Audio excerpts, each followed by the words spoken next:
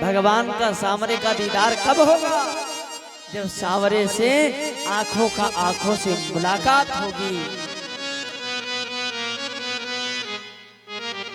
का सजन की लगन में मगन धीरे धीरे,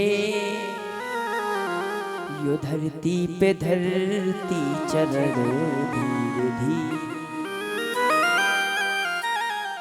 आंख से आंख मिलाओ तब तक जब तक आंख आंख में समाहित ना हो जाए।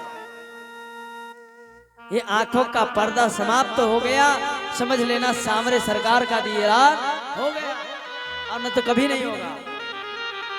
ऐसे बड़े बड़े संत महात्मा घूमते रहते हैं, जीवन में सब कुछ करते, लेकिन भगवान से साक्षात्कार नहीं होता है।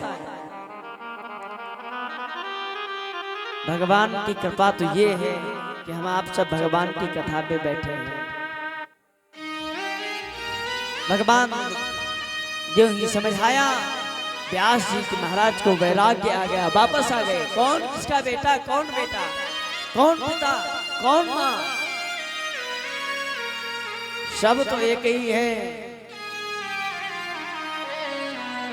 सब तो जीव मात्र है, सबका एक ही काम है, भगवान का भजन करना। जाने दो। सुखदेव जी महाराज जंगल की तरफ गए, जंगल में भगवान का भजन करने लगे। व्यास जी महाराज पुनः वापस आए, भागवत इत्यादि का व्याख्यान करते करते बद्रिकाश्रम में व्याख्यान किया। नैमिषारण्य में वेद शास्त्रों का उल्लेख किया गया और बद्रिकाश्रम में उसका विस्तार व्याख्यान किया गया है।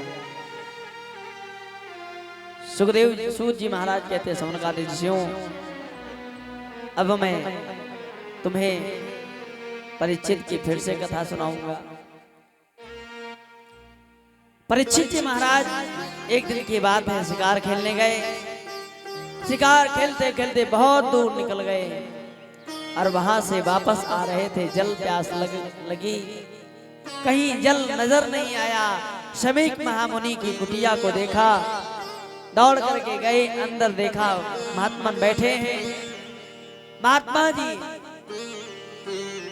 समाधिस्थ हैं, एक दो बार आवाज दी, नहीं सुने तो क्रोध आ गया और क्रोध के मारे गले में सर्प को लपेट दिया। परीक्षित जैसा राजा नहीं हुआ है, धर्मात्मा, ऐसा किया क्यों? परीक्षित जब इधर से जा रहे थे तो एक आश्चर्य देखा। धर्म के कितने पैर होते हैं? धर्म के कितने पैर हैं? 4 पैर होते हैं। धर्म, अर्थ, काम, मोक्ष, ये 4 पैर हैं धर्म के। उनमें से 3 पैर कट चुके हैं, चौथा भी काट रहा है। गाय रूपी पृथ्वी रो रही है, महाराज कोई आओ, कोई बचाओ, कोई आओ, कोई बचाओ। कोई नहीं आ रहा है।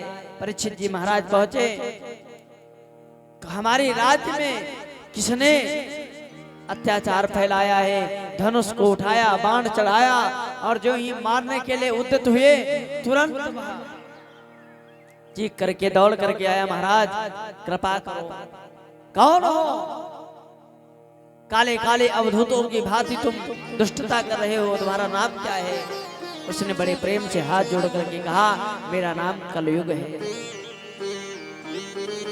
कहा, कलि के बल मल मदीना, मेरा नाम कलयुग है। और महाराज कलयुग में अब तो आपका राज्य समाप्त हो गया, अब हमारा राज्य आया है, अब जो मन होगा वो करेंगे। लेकिन मैंने आपका नाम सुना, जहां जाओ परीक्षित का राज, जहां जाओ परीक्षित का राज, तो पाप करें कहां? महाराज कहां रहे? आप ही बताओ कौन से स्थान में रहे? परीक्षित जी महाराज ने स्थान दिए हैं 5। कौन कौन से?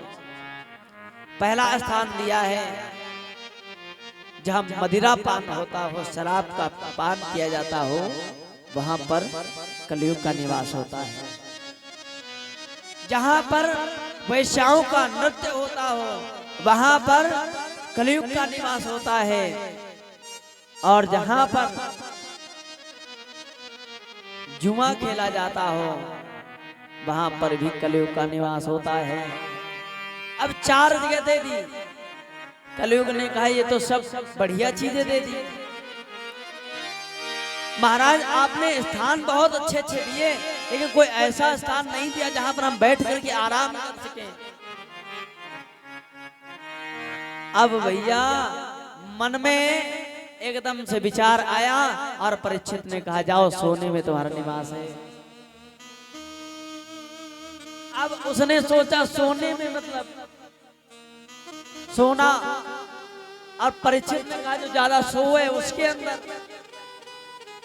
उसके समझने में गलती हो गई और उनके बताने में गलती हो गई, इसलिए उसने सोना समझा और कूद करके उनके मुकुट में बैठ गया। अब उनकी बुद्धि पलट गई। उसी के कारण कलयुग के प्रभाव से क्रोधित होकर के मुनि के ऊपर सर्पों का माला पहना दिया और पहना करके दौड़ करके आए।